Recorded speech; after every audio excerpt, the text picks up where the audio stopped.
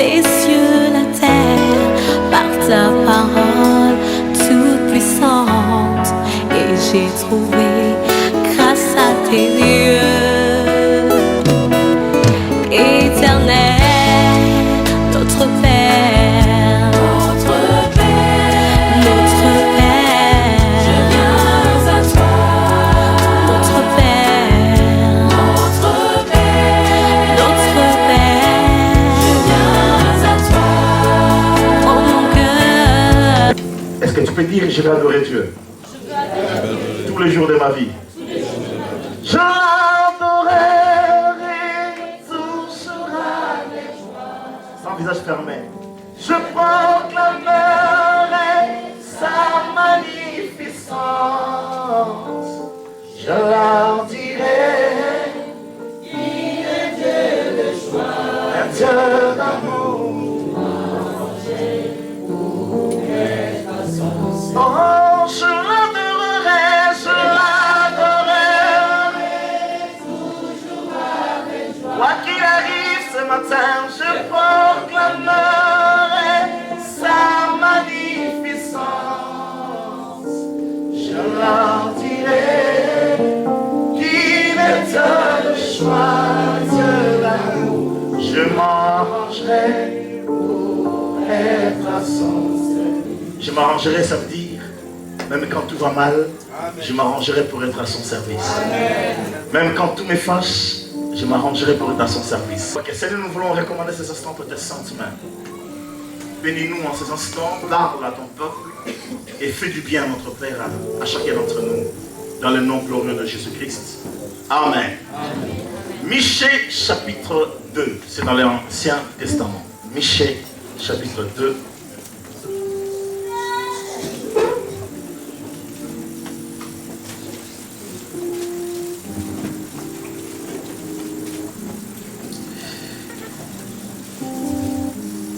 C'est vrai que chacun d'entre nous est chargé dans ses occupations, travail, famille. Mais j'aimerais vraiment vous encourager à venir le jeudi, partager la parole, parce que le jeudi, on peut poser des questions. Il n'y a pas que moi qui réponds, bien sûr, je réponds à l'essentiel. Mais les serviteurs de Dieu, les servants de Dieu, les frères et sœurs participent également aux réponses. Et c'est très enrichissant. N'attendez pas, ne soyez pas que les chrétiens du dimanche apprennent également à être là, même les autres jours. Michée chapitre 2, verset 12 à 13. Descendants de Jacob, je vous rassemblerai. Oui, Jacob tout entier, et je vais réunir les restes d'Israël. L'Éternel le déclare. Je les ferai venir ensemble, comme un troupeau d'agneaux dans un enclos. Ils seront comme des brebis au milieu de leur pâturage. On entendra le bruit d'une foule humaine en tumulte. Jusqu'à quoi? 13. Celui qui fait la brèche marchera devant eux. Ils se presseront par la brèche, ils franchiront la porte et sortiront par elle. Leur roi marchera devant eux, l'Éternel sera à leur tête. Parole du Seigneur. Amen. Est-ce que tu peux répéter le verset 13, s'il te plaît? Celui qui fait la brèche marchera devant eux. Ils se presseront par la brèche, ils franchiront la porte et sortiront par elle. Leur roi marchera devant eux, l'Éternel sera à leur tête. Amen. Parole du Seigneur. Amen. Alléluia. Est-ce qu'on peut acclamer la parole de Dieu? Je vous pense à faire la main ce matin à acclamer, mais prenez l'habitude d'acclamer le Seigneur. Alléluia. Parce que la parole de Dieu, elle se suffit à elle-même. Alléluia. Ce matin, j'aimerais m'entretenir avec vous sur cette phrase. Le verset 13, c'est lui qui fait la brèche. C'est lui qui fait la brèche. Le faiseur de brèche. Dis à quelqu'un le faiseur de brèche. Le faiseur de brèche. Vous savez, la brèche, c'est cette faille qu'on trouve dans un mur, dans une muraille. Quelque chose qui bloque la route, quelque chose qui bloque le chemin. Mais la brèche, c'est quoi? C'est ouvrir le passage, ouvrir le chemin. Et ce matin, j'aimerais te dire que le Dieu en qui tu as cru, si tu crois en Dieu, c'est le Dieu qui est le faiseur de brèche. C'est-à-dire que là où les gens t'ont enfermé, là où les gens t'ont bloqué, lui il vient, il fait quoi? La Bible dit, celui qui fait la brèche montera devant eux, marchera devant eux. Ce matin, Dieu veut te dire qu'il marchera devant toi. Si seulement et si tu crois en ce Dieu-là. Alléluia. Amen. Il est celui qui fait la brèche. Et il veut faire la brèche aujourd'hui dans la vie de quelqu'un. Ce matin, Dieu veut faire la brèche dans la famille de quelqu'un. Ce matin, Dieu veut faire la brèche dans la vie professionnelle de quelqu'un. Est-ce que Dieu est capable de le faire? Amen. Tu le crois réellement? Amen. Alors dis mon Dieu est le faiseur de brèche. Alléluia. Oui, nous connaissons Dieu comme étant, nous prions souvent, Seigneur, le réparateur de brèche. Oui, si l'ennemi vient faire des brèches dans notre vie, Dieu est le réparateur de brèche. Mais notre Dieu, il a multiples faces. Il n'est pas seulement celui qui répare les brèches dans notre vie, mais il arrive que nous sommes nous-mêmes emmurés quelque part. Alors là, il dit, là je change. Je suis le réparateur, mais je deviens le démolisseur. Quelqu'un peut dire Amen. Amen. Vous savez, cette faculté de Dieu, il a accordé également à ses serviteurs. Vous prenez Jérémie chapitre 1 par exemple. Il va dire à Jérémie, je t'ai établi pour détruire, pour démolir, pour abattre, pour arracher. Il y a 4 choses. Démolir, détruire, arracher et abattre. Et puis il y a que 2 verbes pour dire construire et planter. Il a donné la même façon. C'est-à-dire que tu as, si tu crois en Dieu, la capacité de pouvoir ébranler les murs, mais également de reconstruire. Mais ce matin, j'aimerais juste me limiter à te dire que le Dieu que nous servons, c'est le réparateur de brèches. C'est ce que j'ai dit ce matin? Faiseur de brèches. Il y en a qui me suivent. Est-ce qu'on peut dire Amen? Il arrive que dans nos vies, les choses ne vont pas. Nous sommes comme retenus prisonniers. Nous sommes comme, comment dire ça, bloqués quelque part. Et c'était le cas des enfants d'Israël. Ils ont vécu 400 ans, 430 ans pour être précis par rapport à la Bible, en esclavage.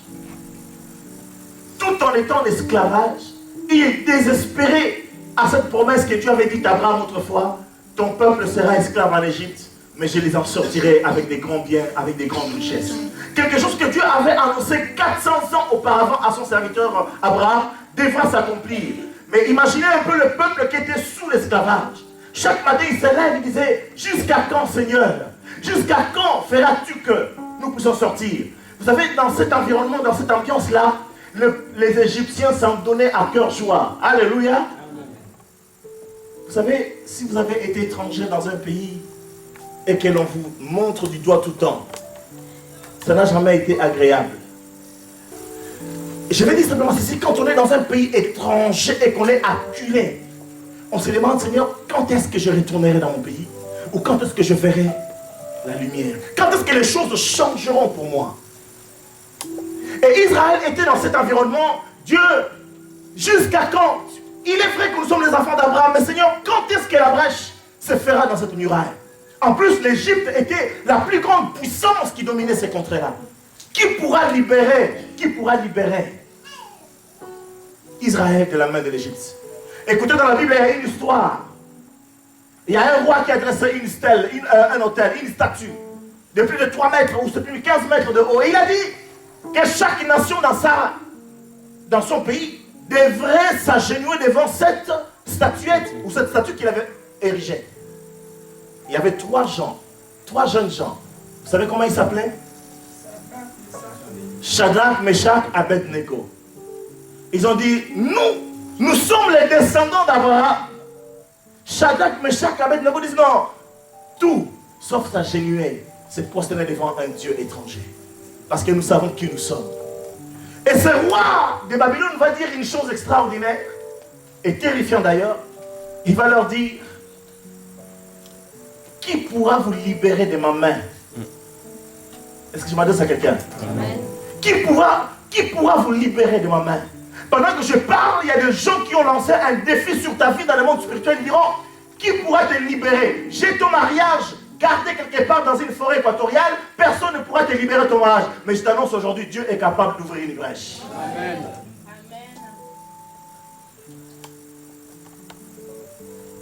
J'ai entendu des gens me dire que tu ne réussiras pas. Mais vous savez quoi? Dieu a réussi en moi. Amen. Il a fait une brèche. Est-ce que tu peux dire un grand Amen? Amen. Qui t'a dit que tu ne réussiras pas? Qui t'a dit que ça ne marchera pas? Qui t'a dit que tu n'atteindras pas? Qui t'a dit cela? Il y a aujourd'hui un Dieu qui est le faiseur de brèches. Il peut faire une brèche dans ta vie. Dieu est capable. Je reviens aux enfants d'Israël. Ce roi va dire, qui va vous libérer de ma main?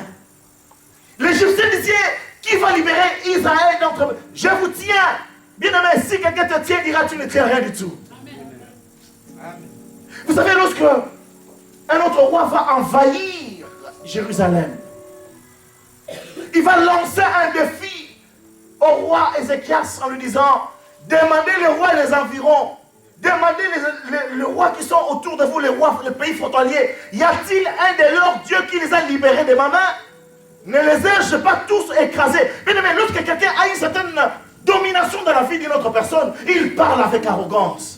Et quand on entend ces personnes-là, on est démoralisé, on est déstabilisé. Mais aujourd'hui, je t'annonce une chose, que personne ne te déstabilise. Dis à quelqu'un, personne ne te déstabilise. Parce que tu es un faiseur de brèches. Tu es aussi un faiseur de miracles. Je ne vous entends pas, tu es aussi un faiseur de miracles. Dis à quelqu'un, ton miracle est sur le chemin aujourd'hui. Alléluia. Voilà pourquoi on peut dire encore, je l'adorerai.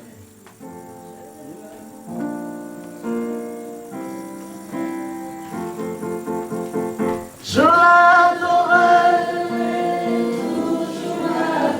Vous êtes fatigué? Je proclamerai sa magnificence, je leur dirai. Il est Dieu de choix, je mangerai pour être à son service. Écoutez, les enfants d'Israël crouaient sous la domination égyptienne. Mais un jour, il y a quelqu'un un jour. Il y aura toujours un jour, bien aimé. Alléluia. Staline croyait qu'il est éternel, mais il y a eu un jour. Les dictateurs de ce monde pensaient qu'ils sont éternels, mais il y a un jour. Bien aimé, même les gouvernements qui peuvent lutter contre quelqu'un, il y a toujours un jour. Nombre chapitre 33, verset 3.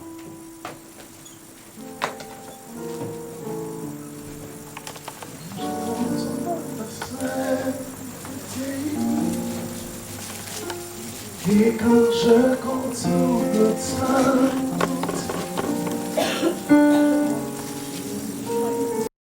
le faiseur de brèche est intervenu à travers Moïse. La Bible dit, ils sortirent la main levée. Vous savez quoi? Quand je lisais ce texte hier, je disais, imaginez les voisins qui vous dominaient. Et puis tout d'un coup, c'est vous qui pillez les voisins. Et même ils ont peur de vous. La peur a changé de camp. Alléluia. Mais la peur peut réellement changer de camp. Ceux qui vont faux père aujourd'hui, c'est eux qui auront peur demain. Si et seulement si tu fais du Dieu d'Israël, ton Dieu est ton Seigneur. Ce jour-là, la Bible dit, ils sortirent la main levée. Et je me suis imaginé, frère Bridon, moi-même, hein? Je me suis imaginé un Égyptien tourmenté, accablé, abattu par différents procès, par différents rounds. On me donne des coups à gauche, URSAF à droite, TVA à gauche, procès au tribunal, les gens qui parlent. Alléluia, vous savez, on me reçoit des coups et puis... Evange, ça va? Oui, ça va. Voilà, je me trouve comme cet Égyptien, cet Israélien-là. On a dit tu ne marches. D'ailleurs, toi, tu es un fabricateur de briques. Et en plus, on t'a apporté la paille, mais on ne te donne plus la paille pour faire la brique. Tu vas chercher la paille toi-même, tu vas fabriquer, tu fais la pâte toi-même, et puis le nombre de briques ne change pas. Ils ont augmenté le travail. C'était pas Sarkozy et travailler plus, gagner plus. Là-bas, travailler plus, gagner moins. Alléluia. Imaginez maintenant, c'est moi qui suis là, mon frère Bidon. Je reviens à moi-même. Hein? Alléluia. On reçoit des gros coups. Et ce jour-là, Dieu a fait une brèche. Celui qui me terrorisait, je commence à... Dès qu'il me voit, il est terrorisé lui-même. Vous savez ce que ça fait dans le cœur? Tu deviens gang, hein? Alléluia. Un vrai caïd. Est-ce qu'on peut dire amen? Amen. J'ai besoin de quelqu'un de grand et de costaud qui peut se mettre debout. Un grand, un costaud. Frère Chose, lève-toi mon frère, vas-y, viens. Est-ce qu'on peut quand même laisser pour notre frère? Bon, il est... Viens, bien aimé. Bon, il n'est pas... Je suis plus grand que toi, non? On va chercher un Demoukoumble.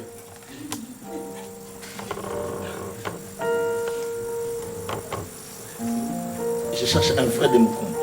Ah, viens mon fils, viens. On peut acclamer pour notre frère Rudy, les batteurs. Voilà, je crois que le Demoukoumble aussi, il grandit, hein, donc ça ne marche pas tellement bien. Ils grandissent tous ces enfants-là, alléluia. Bon, mais là, imaginez, c'est là qui est déjà mon frère, hein? Hein? Imaginez, c'était lui les terroristes. Bon, dans le bon sens du terme. Dit qu'il y en a pas. Est-ce qu'on peut dire amen? Il est l'Égyptien, c'est un exemple. Lui, c'est l'Israélien. Terrorise-le un peu, et puis toi, fais semblant d'avoir peur.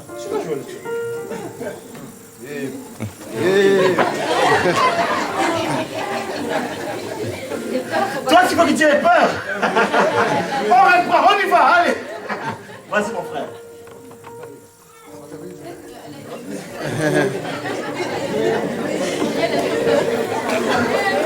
Alléluia. Ça tombe bien parce qu'il sera bientôt leur éducateur au niveau de la jeunesse. Il était l'un des anciens de Kodim. Maintenant, il change, donc voilà, il sera l'un de tes pupilles. Bon, maintenant, la peur a changé de camp. Dis à quelqu'un, la peur a changé de camp. Ils sont sortis la main levée, bien aimé. Je vais vous expliquer ça après. Maintenant, toi, tu es petit toujours. Moi aussi petit, mais tu commences à les terroriser maintenant. On y va.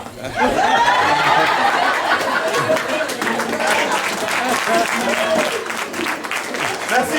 Que Dieu vous bénisse. La peur a changé de bien aimé. Spirituellement, c'est ce qui se passe. C'est parce que nous ne savons pas que Dieu a fait une brèche dans notre vie, que nous continuons à croupir dans la peur.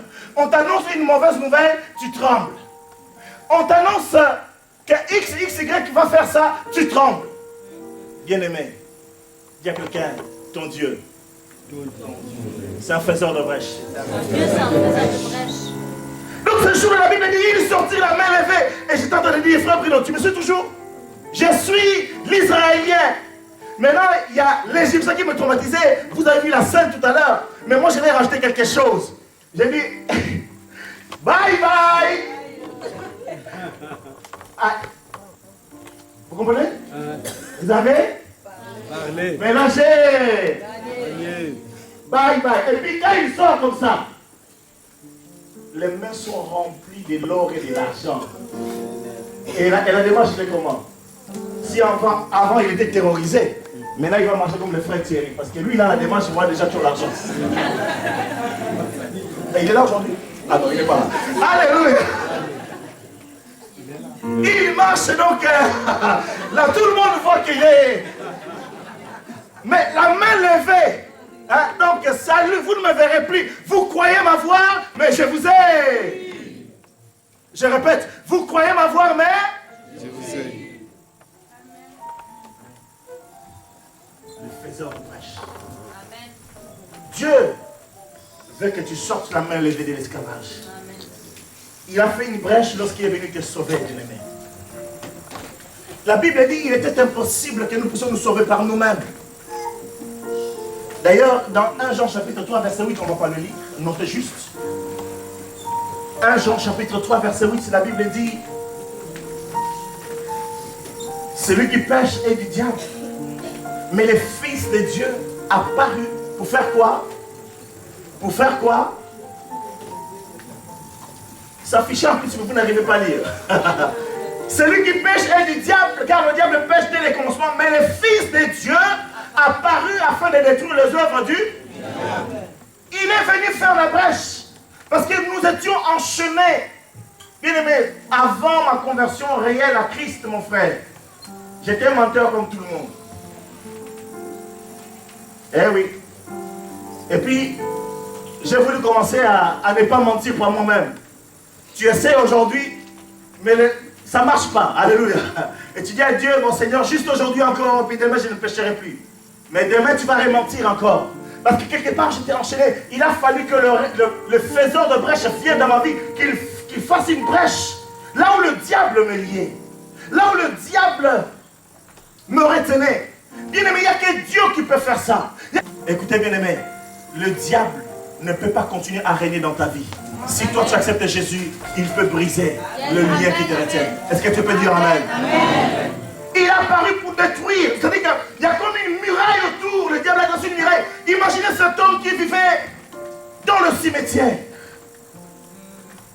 Vous savez, il était possédé d'une légende de démons.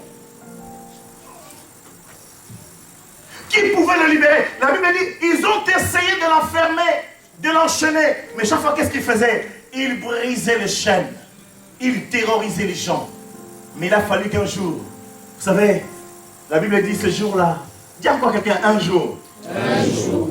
Les voisins de cet homme étaient désespérés de sorte que, bien qu'il vivait dans le cimetière, mais il leur faisait quand même peur. Donc personne ne passait plus par le cimetière. Imaginez les gens qui allaient enterrer les morts ce jour-là. Ils devaient avoir des gardes du corps terribles. Parce que les fous étaient dans le coin. L'homme possédé était dans le coin. Mais ce jour-là, tous les villageois étaient apeurés, étaient terrorisés. Mais Jésus, la Bible dit, descendu de la barque. Quand Jésus descendit de la barque, la Bible dit, le possédé est venu par lui-même se prosterner devant le faiseur de brèche. Est-ce que tu as Jésus en toi? Amen. Est-ce que tu as Jésus en toi? Amen. Est-ce que tu as Jésus en toi? Amen. Jésus est descendu de la barque. Les démons ont accouru. Qu'y a-t-il? Luc, chapitre 4. Je pense, bon. Alléluia. On va lire Luc, chapitre 4, verset 33-35. Rapidement, s'il vous plaît. Est-ce que vous aimez la parole de Dieu? Amen. Pas celle que je prêche, la parole de Dieu. Est-ce que vous l'aimez? Amen. Oh, pourquoi les amens sont aujourd'hui un peu... Ok, Luc, chapitre 4, verset 33-35.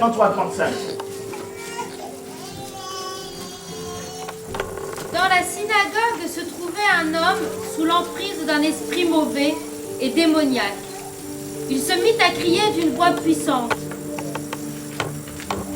« Ah, qu'est-ce que tu nous veux, Jésus de Nazareth? Es-tu venu pour nous détruire? Je sais qui tu es, le saint envoyé par Dieu. » Mais d'un ton sévère, Jésus lui ordonna. « Tais-toi et sors de cet homme. » Le démon jeta l'homme par terre, au milieu des assistants, et sortit de lui sans lui faire aucun mal. Parole du Seigneur. Alléluia. Qu'est-ce qui va se passer? Est-ce que Jésus a provoqué les démons? Juste sa présence. Bien, mais si tu as Jésus en toi, amen. Si tu as Jésus en toi, les démons ne seront plus à l'aise. Parce que le faiseur de brèche, il va faire une brèche là où eux ils pensaient te tenir. Amen. Ce matin, j'aimerais simplement que tu laisses Jésus-Christ venir encore dans ta vie. Au lieu que ce soit toi qui sois terrorisé par les démons vont commencer à être terrorisés sans que toi tu dises quelque chose que ce soit. Amen. Plusieurs fois lorsque nous faisons la délivrance, nous entendons des gens dire « Je l'ai, c'est ma fille ou c'est mon fils, je le tiens ». Et nous disons simplement au nom de Jésus, tais-toi et sors. Que tu sois son chef de famille, que tu sois son oncle, son mari, parce qu'il y a des maris parfois qui possèdent leur femme ou les femmes qui possèdent leur mari, ça existe. Mais quand Jésus vient dans une vie, il fait une brèche. Amen. Là où la femme ou l'homme était retenu esclave, Dieu fait une brèche et il dit, sors, tu es libre. Et là tu peux sortir en disant, tonton, viens encore, tu verras. Alléluia. Est-ce que tu peux dire amen? Amen. Tu peux dire, tonton, viens et tu verras. Celui qui est en moi, c'est un faiseur de brèche. Amen, amen. Oui, pour nous sauver, le Seigneur a taillé le diable. La Bible dit, il a livré en spectacle les puissances et les dominations. Il les a fait défiler autour de la croix pour que ta vie soit sauvée. Est-ce que tu réalises cela? Amen. C'est pour ça, chaque fois que tu retombes dans le péché, tu ouvres une brèche toi-même. Et les démons, qu'est-ce qu'ils font? Ils reviennent. Ça va? Amen. Et puis, le Seigneur, il fait une brèche lorsqu'il y a une muraille qui s'appelle la maladie. J'ai béni Dieu, il y a quelques jours de cela, il y a une soeur qui a témoigné qui avait une maladie de peau qui était très flagrante. Vous êtes toujours avec moi? Amen. Et elle était là jeudi à la réunion. Et j'observe vraiment sa peau est devenue douce. Elle est devenue clean. Elle avait toujours de pustulence sur la peau. Elle devait aller évangéliser. Et puis elle est venue me poser la question, est-ce que tu crois que je peux aller évangéliser avec ma peau comme ça? Elle pensait que les gens seront repulsés, seront, voilà, dégoûté de la voir. On se dit, vas-y, annonce Jésus. Je ne savais pas que Jésus avait un miracle en réserve pour elle. Bien aimé, Jésus a un miracle en réserve pour toi. Amen, amen. On t'a annoncé quoi comme maladie? On t'a annoncé quoi comme défaillance physique? On t'a annoncé quoi? Le Seigneur aujourd'hui va faire une brèche afin que tu sortes de l'état de maladie. T'as eu quoi? Un examen négatif? On t'a annoncé quoi? Un diabète incurable? On t'a annoncé quoi? Une malformation cardiaque? Qu'est-ce qu'on t'a annoncé? Les Jésus de miel. Les Jésus de miel peut encore te guérir. Amen. Les Jésus de miel peut encore te sauver. Amen. Les Jésus de miel peut encore te libérer. Alléluia. Bien aimé, il y a des gens qui se plaisent à ce que les gens soient malades. Vous savez, il y a des gens qui aimeraient toujours que tu dépendes d'eux, que leur pitié, que tu te nourrisses de leur pitié et de leur compassion. Non!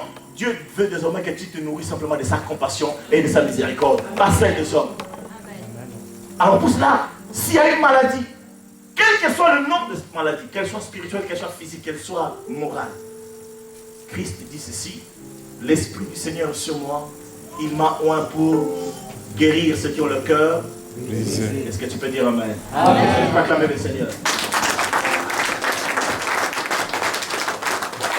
Luc chapitre 13, versets 10 à 17.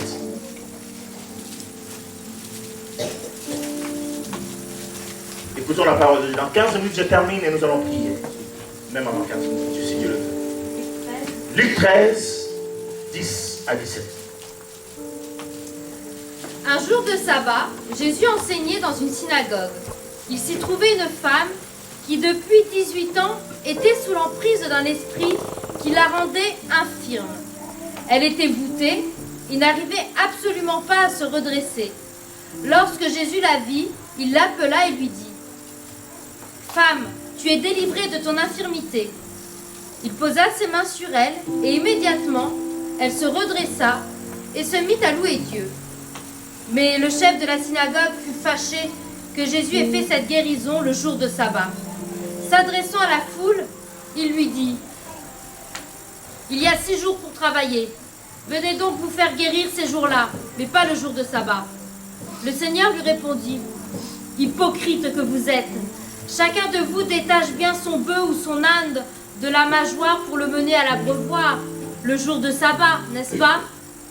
Et cette femme qui fait partie des descendants d'Abraham et que Satan tenait en son pouvoir depuis 18 ans, ne fallait-il pas la délivrer de sa chaîne aujourd'hui parce que c'est le jour de sabbat? » Cette réponse de Jésus remplit de confusion tous ceux qui avaient pris parti contre lui, tandis que le peuple était enthousiasmé de le voir accomplir tant d'œuvres merveilleuses. Parole du Seigneur. Amen.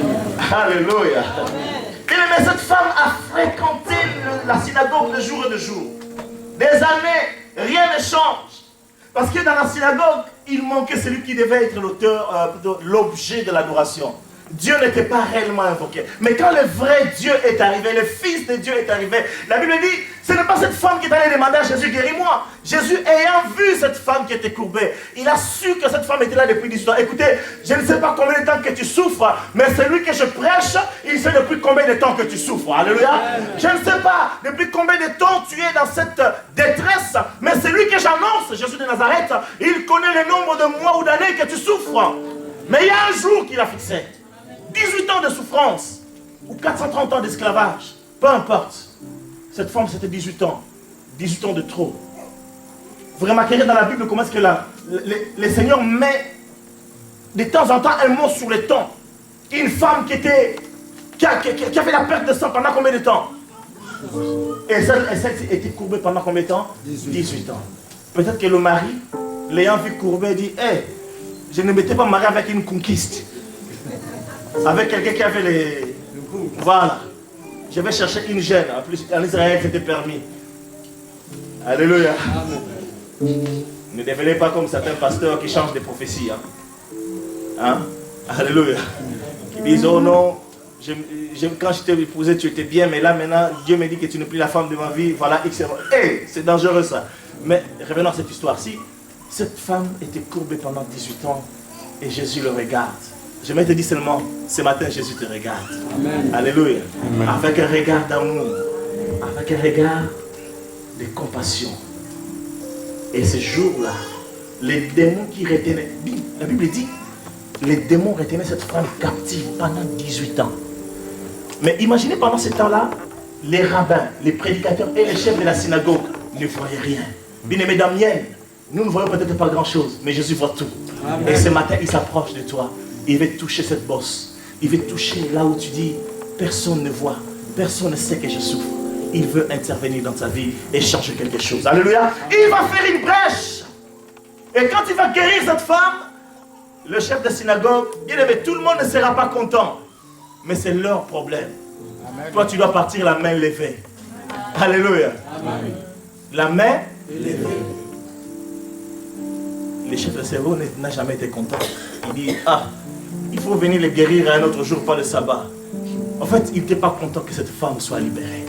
Jamais les gens ne seront contents que toi tu puisses entrer dans la liberté que Christ a prévue pour toi. Mais jamais te dis simplement ceci, laisse les gens parler. En français on dit, les chiens aboient la caravane. Le problème c'est que nous nous attardons. Un tel a dit, X a dit, et nous perdons notre énergie et nous nous fatiguons nous-mêmes. Christ m'a guéri, peu importe ce qu'ils disent, moi j'avance. Est-ce qu'on peut dire Amen? Amen. Peut-être que tu es dans les cas de Pierre et de Paul ce matin, qu'on t'a mis dans une prison. Hérode dit, j'ai décapité Jacques. Je lui ai enlevé la tête, arraché la tête. Demain, ce sera le tour de Pierre. La Bible déclare, Actes chapitre 12, l'apôtre Pierre croupissait en prison. J'aimerais qu'on lise particulièrement les versets 11. Actes chapitre 12, verset 11.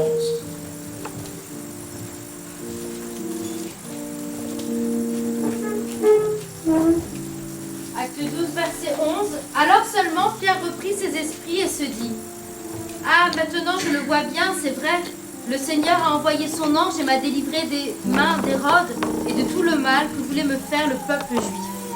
Parole du Seigneur. Amen. Le Seigneur m'a libéré, m'a délivré de la main d'Hérode et de tout ce que le peuple juif attendait. Écoutez bien aimés, il y a des gens qui attendent ton malheur. Il y a des gens qui attendent en disant quand est-ce qu'il va tomber? Quand est-ce qu'elle va tomber? Quand est-ce qu'il va... Alléluia. Est-ce qu'on peut dire Amen? Amen. Maman Nita, les jeunes hommes qui sont à ta droite, ils sont en train de dormir. Dis-lui, il faut qu'il écoute la parole de Dieu. Merci beaucoup. Alléluia. Amen. Tu lui as dit? Non. Amen. Amen. Il y a des gens qui attendent ton malheur. Il y a des gens qui attendent que tu puisses tomber. Il y a des gens qui attendent que tu puisses succomber. Il y a des gens qui attendent que malheur t'arrive. Mais aujourd'hui, Dieu veut déjouer tous les plans de l'ennemi. Il y a quelqu'un qui veut déjouer les plans de l'ennemi. Dieu veut déjouer les plans de l'ennemi. Ce n'est pas vrai qu'il y a des gens qui attendent que quelque chose de mal t'arrive. C'est rare les gens qui souhaitent le bonheur. C'est rare. Ils sont là en ce qu'ils disent, nous allons voir ce qui va lui arriver, nous allons voir et nous attendons. Ils épient les moindres gestes. Vous savez, c'est les mauvaises nouvelles qui nourrissent les journaux télévisés aujourd'hui. C'est vrai ou c'est faux? C'est pareil parmi les gens. Si X est béni, ils vont lui trouver toutes les raisons du monde pour prouver que non, cette bénédiction-là n'est pas digne. Ou bien il a fait quelque chose parce que ça, c'est pas normal. Mais quand quelque chose de mal lui arrive, ils diront, je vous disais quoi? Hein? Voilà. Mais aujourd'hui, bien aimé, le Seigneur va faire en sorte que ce qu'ils attendaient, cela n'arrive pas. Amen. Que le contraire arrive. Amen. La Bible dit, pendant que Pierre était emmuré, encerclé de 16 soldats, le Seigneur va faire une brèche. Dis à quelqu'un, Dieu va faire une brèche aujourd'hui. Dieu va faire une brèche aujourd'hui. Et Pierre est sorti, bien aimé, libre. Pierre est sorti, il est allé adorer le Seigneur. Là où Hérode l'attendait, parce que Hérode est venu le lendemain, la Bible déclare, si vous continuez la lecture dans Actes chapitre 12, toujours verset 18, Hérode le lendemain est allé faire chercher Pierre en prison. Bien aimé, on t'a mis en prison, mais demain quand ils viennent chercher quelqu'un en prison, la prison elle est vide. Il pose la question, mais il est passé où le Pierre qu'on avait arrêté hier? La Bible dit qu'il y avait la confusion, il y avait la perplexité parmi les gens qui ont arrêté Pierre. Le Seigneur a changé le don. Voilà ce que Dieu veut opérer aujourd'hui dans la vie de quelqu'un. Alléluia. Ils ont cherché Pierre. Pierre n'était plus. Ils ont arrêté Paul, ils l'ont mis en prison. Paul s'est mis à louer Dieu, à glorifier Dieu. Il devait être jugé le lendemain. Paul est sorti avant le temps. Dieu peut faire des choses extraordinaires. Alléluia. Ce matin, Dieu dit, je vais créer une brèche. Mais je marcherai devant toi. Amen. On va terminer par ce texte qu'on a lu au début, Michée chapitre 2, verset 12. Verset 13 plutôt. Juste le verset 13. Que ça soit affiché, j'aimerais lire avec vous. C'est lui qui fera la brèche, montera devant eux, ils feront la brèche. Puisque Dieu a déjà fait la brèche, c'est que toi également aujourd'hui tu es capable de faire quoi? De faire la brèche. Donc là où ils ont tout bloqué, écoutez, lorsque Dieu a conduit Israël sur le chemin de la mer Rouge, tout était bloqué. Impossible de passer. Mais j'aime Dieu parce qu'il y a des situations impossibles qui arrivent. Mais le Seigneur fait une brèche. Amen. Ce jour-là, il a fait une brèche dans la mer. Les ponts n'existaient pas encore, comme on le voit aujourd'hui. Mais Dieu a fait une brèche. Et vous remarquerez dans la Bible que Dieu va réappliquer, il va faire la même chose encore quand Israël va se retrouver devant le Jourdain. Peut-être toi tu es devant la mer Rouge, ou quelqu'un d'autre est devant le Jourdain, peu importe. Dieu ce matin peut faire une brèche. C'est-à-dire que tu es devant un cas impossible, tu dis, ça y est, c'est fini, je n'ai plus de solution. Je ne m'en sortirai plus jamais. Mais Dieu n'a pas dit son dernier mot. Laisse le Seigneur aujourd'hui marcher devant toi. Laisse le Seigneur ouvrir la route devant toi. Quand il va ouvrir la brèche, toi derrière, viens, fais aussi la brèche. Autrement dit, Dieu te donne une opportunité, une ouverture. Engouffre-toi là-dedans et fais-toi aussi un espace. Passe. La Bible dit, le roi marchera devant eux. Le problème, c'est que nous mettons souvent Dieu derrière lorsque les problèmes viennent, lorsque les circonstances sont contraignantes ou contraires, où il y a des oppositions, des épreuves. Nous réfléchissons d'abord avec notre intelligence. Nous trouvons des solutions humaines. Je prends un exemple tout bête. Tu as un problème financier. Toi, dans ta tête, tu dis, la première chose, je dois aller voir les banquiers pour qu'ils me fassent un prêt. Mais peut-être que Dieu voudra pourvoir différemment dans ta propre vie. Est-ce que je parle à quelqu'un? Dieu est capable. Dis à quelqu'un, Dieu est capable. Est-ce que vous croyez vraiment ces paroles? Est-ce que vous croyez que Dieu peut faire une brèche dans votre vie? Même là où les finances sont bloquées, Dieu peut faire une brèche. Tu n'as peut-être pas besoin de faire un prêt à la banque, ou peut-être c'est le banquier qui va te proposer un prêt à taux zéro. Tu ne sais pas ce que Dieu peut faire. C'est peut-être un frère qui peut t'apporter une solution. Le problème c'est que nous nous regardons et disons, si j'appelle X, vu qu'il a un bon travail, il peut me prêter 1000 euros. Mais qui te dit? Vous savez, parfois, on va prêter l'argent chez quelqu'un, ça va détruire votre amitié. Je parle à quelqu'un. Mais alors que si Dieu touche la personne, la chose se fera en lisse et en douce. Laisse le Seigneur faire des brèches dans ta vie et toi engouffre-toi et fais des brèches. Aujourd'hui, Dieu dit, il marche devant toi. Ne le laisse pas derrière. Ne dis pas à Dieu, je vais me débrouiller moi-même. Aide-toi et le ciel t'aidera. Alléluia. Tu fabriques ces versets-là qui n'existent pas. Et puis toi tu dis, bon Seigneur, maintenant toi tu viens m'aider après. Mais je m'aide déjà moi-même. Non. Dieu dit, il marchera devant eux. Est-ce qu'on peut le dire ensemble? Il marchera devant eux. Est-ce que tu peux dire maintenant, Seigneur, marche devant moi? Seigneur, marche devant moi. Je vais te suivre. Je vais te suivre. Que le Seigneur nous bénisse ensemble. Amen.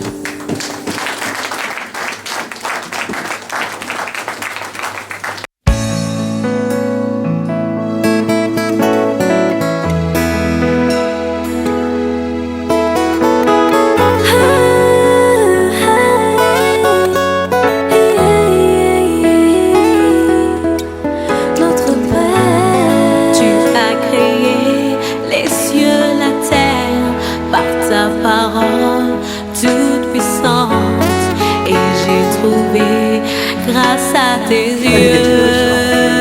Qui t'a dit que ça? Vous croyez ma voix? Mais je vous aime.